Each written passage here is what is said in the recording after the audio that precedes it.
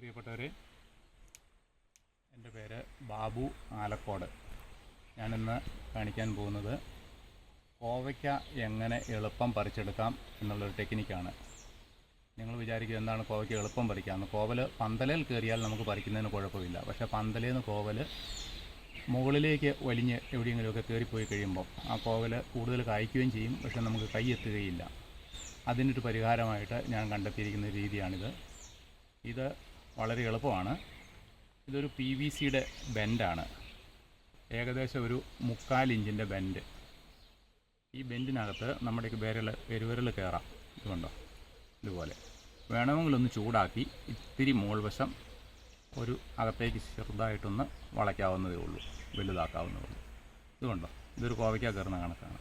എന്നിട്ട് അതിലും ചെറിയൊരു PVCയിൽ ഒരു 2 മീറ്ററോ 3 മീറ്ററോ ഉള്ളൊരു പൈപ്പേൽ ഇത് ഉറപ്പിക്കുക. ഇത് ഉറപ്പിച്ചതിന് ശേഷം ഈ PVC പൈപ്പ് ഫ്ലെക്സിബിളാണ്, അതുകൊണ്ട് നമുക്ക് ചെറുതായിട്ട് വളയ്ക്കുകയൊക്കെ ചെയ്യാം. അതിങ്ങനെ കോവൽ മുകളിലേക്ക് കയറി, ഇതാ ഒരു നെല്ലിയേൽ കോവൽ കയറി കിടക്കുന്നതാണ് കാണിക്കുന്നത്. ഈ നെല്ലിയ കോവൽ കയറി കിടക്കുന്ന ഈ കോവയ്ക്കായുടെ അടിയിൽ കൊണ്ടുപോയിട്ട് മെല്ലെ ആ പുഴലിനകത്തേക്ക് കയറ്റുക. എന്നിട്ട് ഈ കോവയ്ക്ക മെല്ലെ താഴേക്ക് മെല്ലെ ഒന്ന് വലിക്കുന്നു. അങ്ങനെ വലിച്ച് ഈ തോട്ടിയെടുത്ത്, ഇതുകൊണ്ടോ കോവയ്ക്ക ഇതിനകത്ത് ഇരിക്കുന്നു, ഇങ്ങനെ ഇരിക്കും.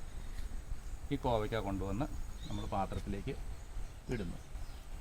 ഇനി അഥവാ ഈ കോവൽ വള്ളി താഴേക്ക് വലിഞ്ഞു പോകും എന്ന് തോന്നുന്നുണ്ടെങ്കിൽ നമ്മൾ കോവയ്ക്ക ഇതിനകത്ത് ട്രാപ്പ് ചെയ്തതിന് ശേഷം, കോവയ്ക്ക ഇതിനകത്ത് കയറ്റിയതിന് ശേഷം ഒരു കോവയ്ക്ക കയറ്റാം.